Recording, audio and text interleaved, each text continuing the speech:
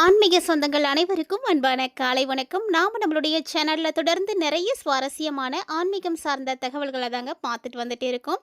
அந்த வரிசையில் இந்த பதிவில் என்ன பார்க்க போறீங்க அப்படின்னா, புதிதாக பிறக்க இருக்கக்கூடிய 2026 புத்தாண்டு எப்படி இருக்க போகுது, குறிப்பா ஜனவரி 3ஆம் தேதி அன்றைக்கு நிகழக்கூடிய பௌர்ணமிக்கு பிறகு என்னென்ன மாற்றங்கள் இருக்கு, இந்த பௌர்ணமி எத்தகைய சிறப்பு வாய்ந்தது அப்படின்றத பத்தியும், கூடவே மேசராசி என்பவர்களுக்கு என்ன மாதிரியான பலன்களானது கிடைக்க இருக்கு அப்படின்றதையும் தெளிவா பார்த்து தெரிஞ்சுக்கலாம்.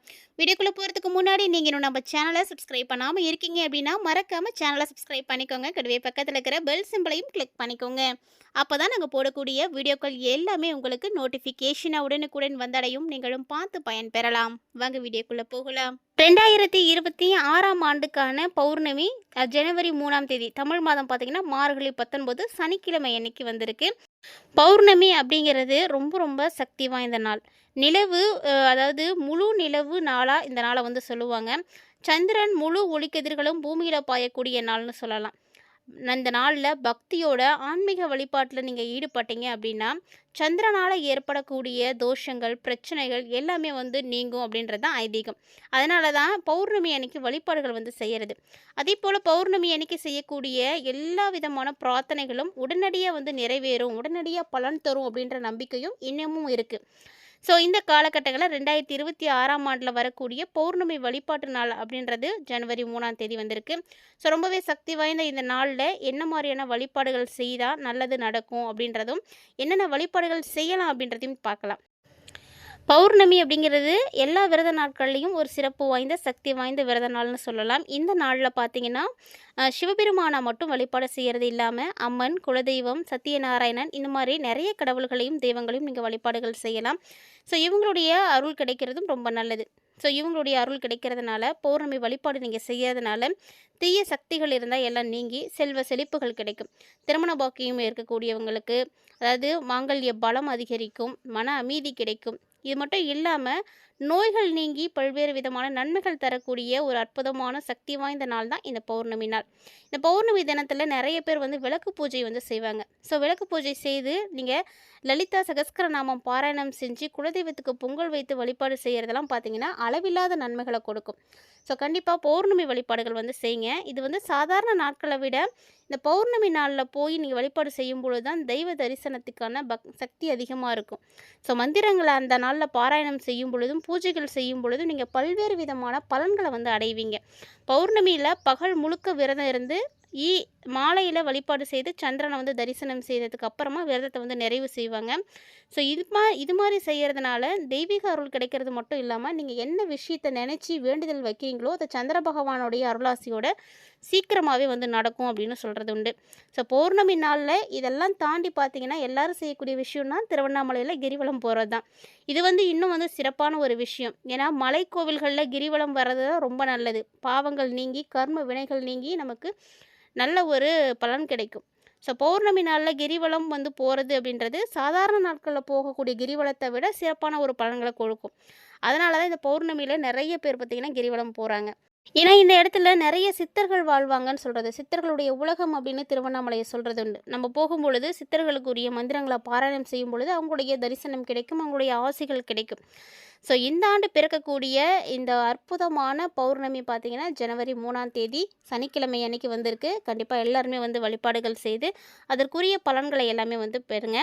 இப்போ வாங்க நம்ம ஜனவரி மாதம் எப்படி இருக்குது, என்ன மாதிரியான பலன்கள் எல்லாம் மேசராசி என்பவர்களுக்கு கிடைக்க போகுது அப்படின்றதெல்லாம் தெளிவாக தொடர்ந்து பார்க்கலாம்.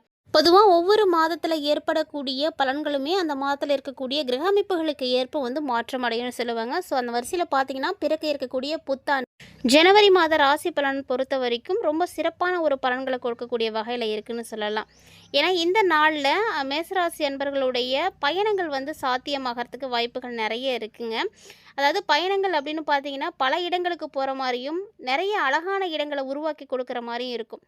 ஸோ சொல்லப்போனால் நீங்கள் ஒரு யாத்திரை கூட வந்து போகலாம். மத யாத்திரைகள் வந்து போவீங்க. தெய்வ வழிபாடுகள் செய்கிறதுக்கான நேரம் கிடைக்கும்.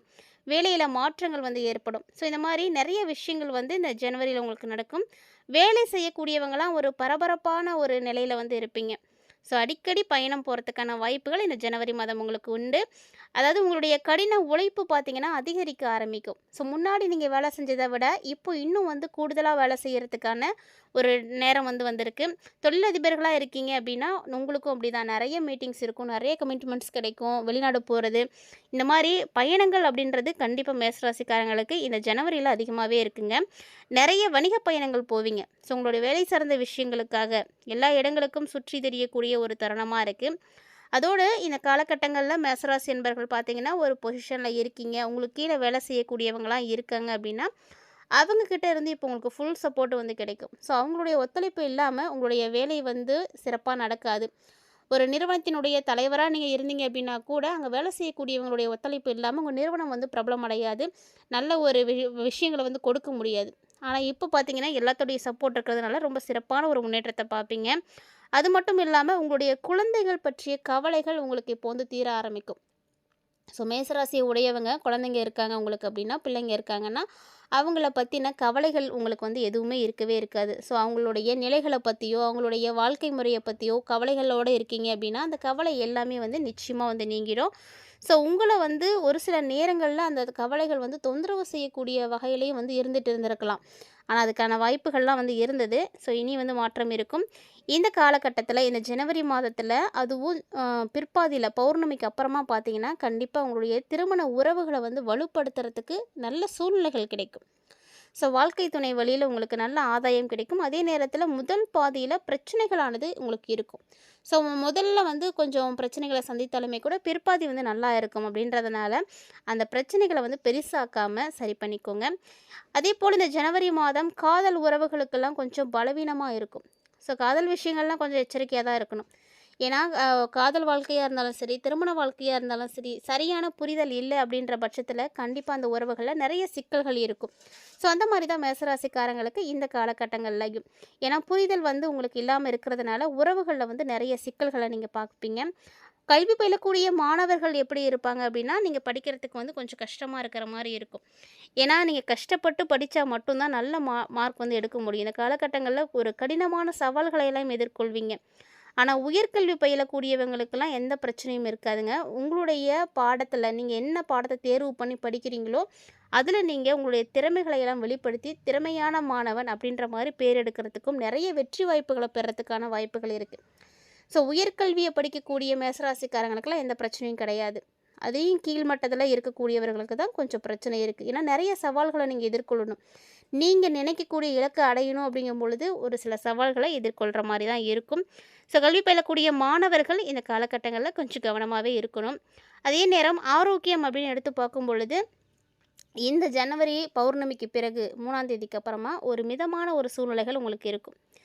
சின்ன சின்ன பிரச்சனைகளும் ஏற்படும். ஏன்னா ஏழரை சனியானது உங்களுக்கு நடந்துட்டு இருக்குது அப்படின்றதையும் மேசராசிக்காரங்க மறக்கக்கூடாது. ஸோ ஏழரை சனியினுடைய விரைய காலம் அப்படின்றதுனால காலில் காயம் படுறது, சுளுக்கு ஏற்படுறது, முட்டி வலிக்கிறது, இந்த மாதிரி கால் சம்மந்தப்பட்ட பிரச்சனைகள் அடிக்கடி ஏற்படலாம். இதுக்கு சனி பகவானுடைய முழுமையான பார்வை உங்களுக்கு இருக்கிறது தான் காரணமாக இருக்கும். ஸோ அந்த விஷயங்களில் கவனமாக இருங்க. அதே போல் இந்த காலகட்டங்களில் உங்களால் என்ன விஷயங்களை எல்லாம் உங்களுக்கு என்னென்ன ஆசைகள் இருக்கோ அதெல்லாம் நிறைவேற்றிக்கிறதுக்கான வாய்ப்பு கிடைக்கும். இந்த மாதம் ஜனவரி மாதத்தினுடைய பிற்பாதி நிலுவையில் இருக்கக்கூடிய எல்லா பணிகளையும் செஞ்சு முடிப்பீங்க.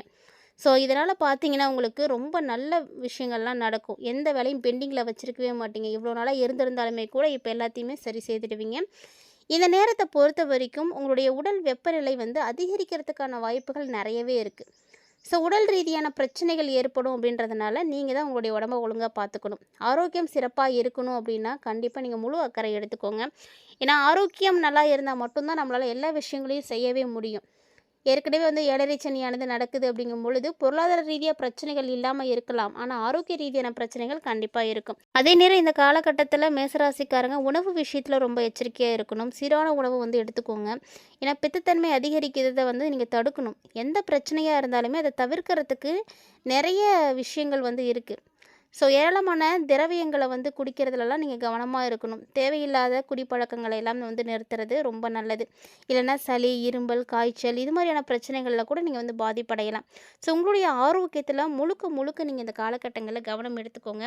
மேஷராசி நேயர்கள பொறுத்தவரைக்கும் ஆரோக்கிய ரீதியான பிரச்சனைகள் தான் இந்த ஜனவரியில உங்களுக்கு ஏற்படும். அதுவுமே கூட நீங்க இருக்கக்கூடிய சூழ்நிலைகள பொறுத்தும், நீங்க எந்த மாரியான உணவு முறைகளை எடுத்துக்கிறீங்க அப்படின்றத பொறுத்தும் நிறைய விஷயங்கள் மாறுபாடு அடையும். ஸோ இது நம்மளுடைய பதிவுல பார்த்த தகவல்கள் எல்லாமே பார்த்தீங்கன்னா, ஒரு பொது பலன்கள் தான். இந்த பலன்கள் பாதி பேருக்கு வந்து சரியா இருக்கும். அதாவது 50லேருந்து 60% வந்து எல்லாருக்குமே வந்து காமனா இருக்கிற மாரி இருக்கும். இன்னும் நிறைய விஷயங்கள் வந்து மாறுபாடும் அடையும். அது வந்து அவங்களுடைய தசாபுத்திகளுக்கு ஏற்ப அவங்களுடைய ஜனனகால ஜாதகத்த வச்சு பார்க்கும்பொழுது நிறைய விஷயங்கள் தெரியும். ஸோ இருந்தாலும் இந்த விஷயங்கள எல்லாத்தையுமே நீங்க முழுக்க முழுக்க வந்து ஃபாலோ பண்ணிக்கிறது இன்னுமே நல்லது.